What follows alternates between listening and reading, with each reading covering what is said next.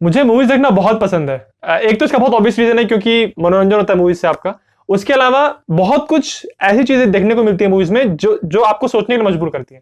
जैसे कि ये वर्ल्ड वॉर 2 में जो हेलमेट्स पहनते थे उनके ऊपर जाली क्यों लगी होती है। इसके बारे में मैंने एक वीडियो बनाया है, उसका लिंक मिलेगा आपको यहाँ पे।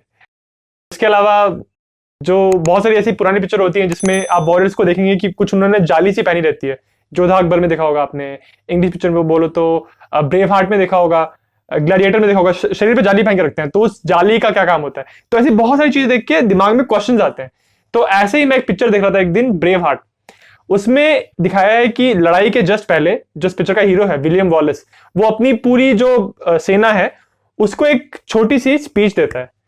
तो जब मैं वो सीन देख रहा था मुझे वो स्पीच बहुत कमाल की लगी और मैं सोचने लग गया कि क्या सच में लड़ाई के पहले कमांडर अपनी सेना को स्पीच देता था। और अगर स्पीच देता था तो इतने सारे लोग वहां पे इकट्ठा हुए हैं, 1000 50,000 कभी कभी लाख लोग इकट्ठा हुए हैं, तो उन सब लोगों को स्पीच तुम्हारी सुनाई कैसे पड़ेगी? क्योंकि उस जमाने में लाउड स्पीकर तो होते नहीं थे कि आप माइक पे बोल दिया आपने और सबको सुनाई पड़ गया। तो कैसे किसी एक इंसान की आवाज इतने सारे लोगों तक पहुंचेगी? तो इसीलिए आज की वीडियो में मैं बात करूंगा प्री बैटल स्पीचेस के बारे में। इसके दो पहलू हैं।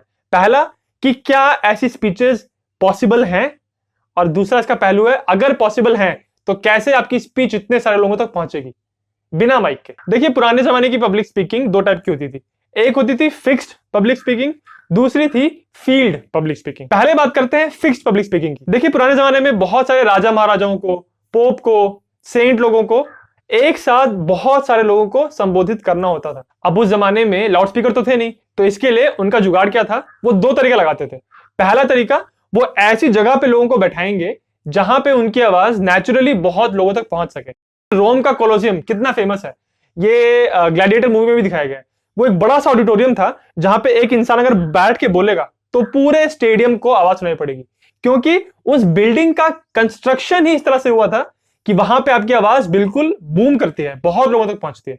तो एक तो ये तरीका हो गया कि आप बात ही ऐसी जगह पे कर रहे हो जहां पे आपकी आवाज बहुत लोगों तक पहुंचे। दूसरा तरीका था, जो ये स्पीकर होते थे, ऐसे लोग जिनको पब्लिक स्पीकिंग करनी है, जैसे कि आपके राजा महाराजा हो गए, कुछ इंपॉर्टेंट लीडर्स हो गए, पोप हो गए, सेंट, इन लोगों को इस बात की ट्रेनिंग दी जाती थी कि आपको अपनी आवाज को इस तरह बुलंद करना है, इस तरह से आपको उच्चारण करना है, प्रोजेक्शन करना है आवाज का कि बहुत लोगों तक पहुंचे। इसीलिए पुराने जमाने में अगर आपको इंपॉर्टेंट इंसान है तो पब्लिक स्पीकिंग आपको 100% करनी होती थी और उसके लिए आपको ट्रेनिंग लेनी पड़ती थी। तो ऐसी सिचुएशन में अगर आप सोचिए कि आप कोई लीडर हैं और आपको बोलने में डर लगता है, आप हकलाते हैं, या आपको जनरली पब्लिक स्पीकिंग पसंद नहीं है, तो आप क्या करेंगे? क्योंकि करनी तो है आपको पब्लिक स्पीकिंग। तो इसी के ऊपर एक बहुत अच्छी पिक्चर है, उस पिक्चर का भी नाम है द किंग स्पीच, और उसमें दिखाया है कि कैसे इंग्लैंड का एक राजा था, किंग जॉर्ज V, उनको बोलने में उनको प्रॉब्लम होती थी, वो हकलाते थे, तो कैसे उनको स्पीच देनी थी सेकेंड वर्ल्ड वॉर के पहले, तो वो कितना घबरा रहे थे। इस पूरी कहानी के ऊपर एक बहुत खूबसूरत सी पिक्चर है, उसका मैंने रिव्यू भी किया है और उसकी हिस्टोरिकल एक्यूरेसी की मैंने बात की है, उसका वीडियो आपको यहां मिल जाएगा टॉप कॉर्नर। तो अगर आप फिक्स पब्लिक स्पीकिंग कर रहे हैं, यानी एक जगह पे रह के बात कर रहे हैं, तो कितने लोग आपकी आवाज को सुन सकते हैं? आपको शायद से ये सुन के विश्वास नहीं होगा, बट अगर आप सही बिल्डिंग में हैं, सही जगह पे आप बोल रहे हैं और आपको वो बोलने की, ऊंची आवाज बुलंद करने की आपको ट्रेनिंग मिली हुई है, तो आपकी आवाज 30,000 लोगों तक आराम से पहुंच सकती है। और ये नंबर ऐसे रैंडमली नहीं बोल रहा हूं मैं। बेंजामिन फ्रैंकलिन, जो एक बहुत ही मशहूर अमेरिकन साइंटिस्ट हैं, उन्होंने इस बात को एक्चुअली टेस्ट किया था। उन्होंने एक बार एक प्रीचर का सर्मन अटेंड किया, वहां पे बहुत सारे लोग आए हुए थे और उनको देखना था कि इस प्रीचर की आवाज में कितने दूर तक सुन सकता। तब उन्होंने इस बात को कंक्लूड किया कि अगर ऑडियंस में शांति है और आप सही जगह पे बात कर रहे हैं और आपकी आवाज में वो बुलंदी है, तो आप 30,000 लोगों तक तो आराम से आप पहुंच सकते हैं, आपकी आवाज पहुंच सकती है। तो ये तो बात हो गई फिक्स पब्लिक स्पीकिंग की, जहां पे आप एक जगह खड़े होकर बात कर रहे हैं। अब हम बात करते हैं फील्ड पब्लिक स्पीकिंग की, जहां पे आप किसी खुले मैदान में, किसी खुली जगह पे, बैटल फील्ड में अपने सारे हजारों सोल्जर्स को संबोधित कर रहे हैं। क्या ऐसी स्पीचेस एक्चुअली पॉसिबल थी? इसके बारे में हिस्टोरियंस की राय जो है वो थोड़ी सी मिली जुली है, उनको ना प्रॉपर आइडिया नहीं है इसके बारे में। कुछ हिस्टोरियन ये कहते हैं कि ये बिल्कुल इंपॉसिबल है कि अगर आप एक बैटल फील्ड पे इकट्ठे हो गए हैं और बहुत सारे सोल्जर्स आपके सामने खड़े हैं, तो आपकी आवाज हजारों लोगों तक नहीं पहुंच सकती, क्योंकि एक युद्ध का वातावरण बहुत अलग होता है। उसमें ऐसा नहीं है कि आप सारी आपकी ऑडियंस बैठ के आपकी आवाज सुन रही है, वहां पे हलचल होती है, घोड़े चल रहे हैं, हाथी चल रहे हैं, आवाज कर रहे हैं, तो उतनी शांति नहीं होती। तो इसीलिए बहुत मुश्किल है कि आप अगर बैटल फील्ड में एक लड़ाई के पहले अपने सारे सोल्जर्स को आप स्पीच दे रहे हैं तो सबको सुनाई पड़ेगा, ये बहुत मुश्किल है, ऐसा कुछ हिस्टोरियन मानते हैं। बट वहीं दूसरी तरफ कुछ हिस्टोरियंस का यह मानना है कि नहीं, ऐसी सिचुएशन में भी आप बैटल फील्ड में ऐसे स्पीच दे सकते हैं जिससे आपके बहुत सारे ट्रूप्स को आपकी आवाज सुनाई पड़ जाए।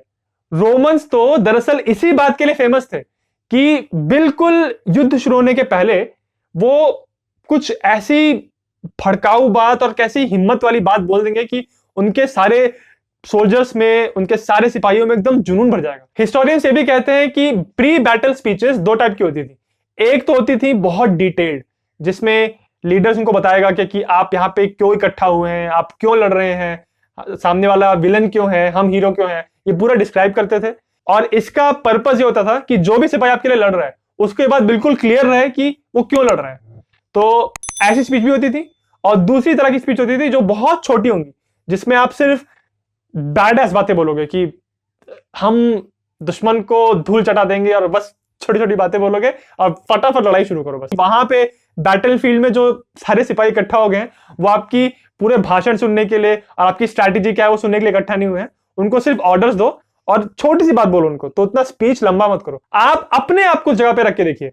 मान लीजिए कि आप एक युद्ध में पार्टिसिपेट कर रहे हैं, आप रणभूमि में पहुंच चुके हैं और आपकी लड़ाई बस शुरू होने वाली है, और उसके पहले आप अपने कमांडर की तरफ देखते हैं और आप देख रहे हैं कि वो क्या बोलेगा, कुछ जोश भरी बात बोलेगा, और वो अपना भाषण आरंभ करता है। मेरे प्यारे साथियों, शिक्षकगण, निर्णायकगण और मेरे प्रिय सिपाहियों, आज की तारीख में हम आपसे बात करेंगे।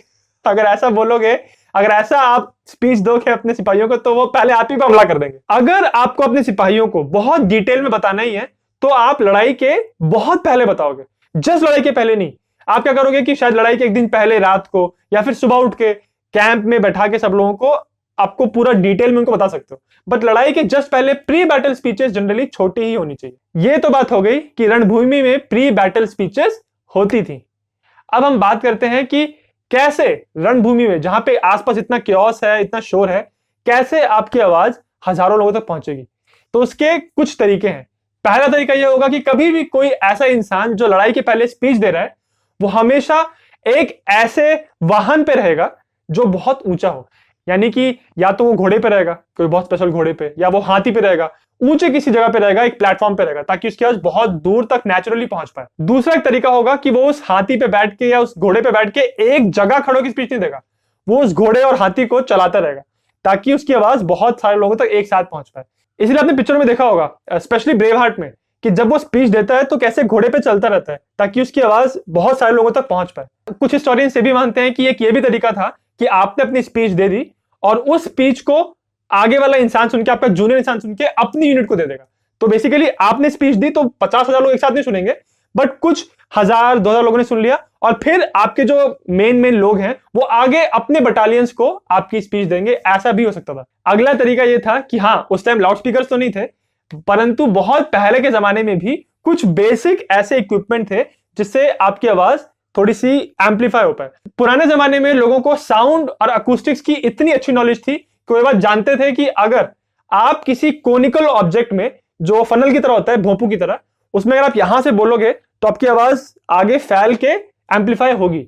और इसीलिए बहुत सारी जगहों पे ऐसा खुदाई करने के बाद ऐसे भोंपू टाइप के ऑब्जेक्ट्स एक्चुअली मिलते हैं। And last but not least, अगर आप किसी बहुत इंपॉर्टेंट, किसी बहुत बड़ी आर्मी के कमांडर हैं, आप एक बड़ी सेना का नेतृत्व कर रहे हैं, तो ये आपसे एक्सपेक्टेड है कि आपकी आवाज ऐसी होनी चाहिए जो बहुत लोगों तक पहुंचे। हालांकि ऐसे बहुत सारे कमांडर्स थे जो लड़ाई के पहले प्री बैटल स्पीचेस नहीं देते थे, बट बहुत सारे ऐसे भी थे जो देते थे, और जब वो स्पीच देते थे तो उनके जो सेना में जो फौजी थे वो बिल्कुल मोटिवेट होते थे।